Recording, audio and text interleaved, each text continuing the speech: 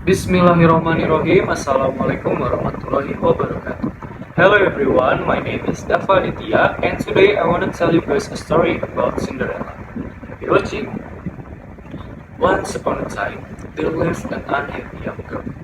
Her mother was dead and her father had married a widow with two daughters. Her stepmother didn't like her, and then all of her kind thoughts and love touches she just gave it to her own daughters. She had to work hard all day. Only when evening came, she allowed to sit for a while by the fire near the cinders. So that's why everybody called her Cinderella.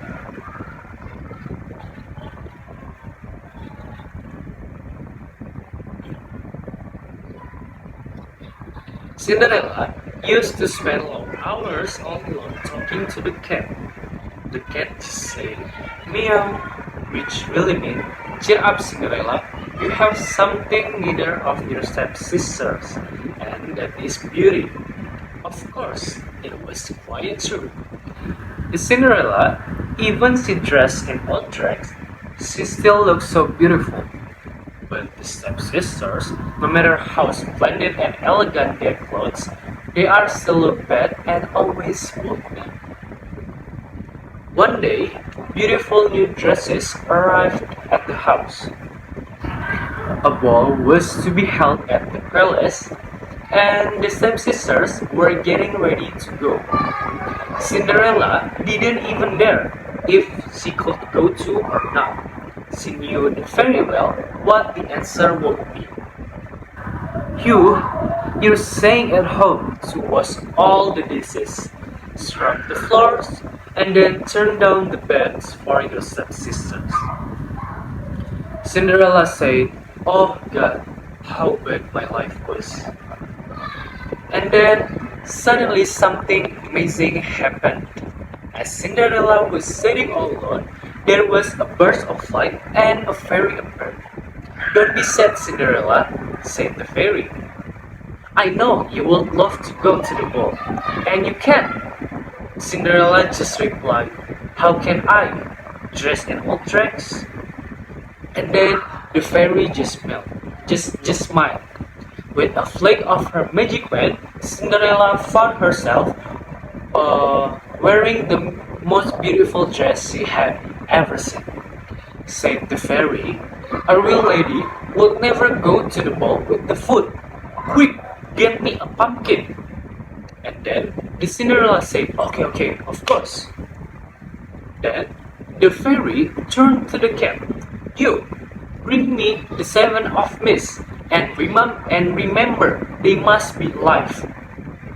Okay, so Cinderella returned with the pumpkin and the cat with the 7 of mist. And then, with a flick of the fairy magic wand, the pumpkin turned into a sparkling coach, and the mice became 6 white horses, while the 7 mouse turned into a coachman in a smart uniform, and then carrying a whip. Of course, Cinderella could hardly believe her eyes. Cinderella could hardly believe what she had ever seen.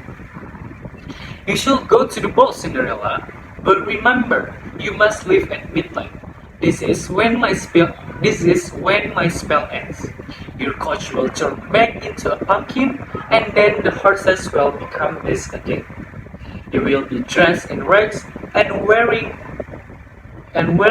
clothes instead of these glass slippers.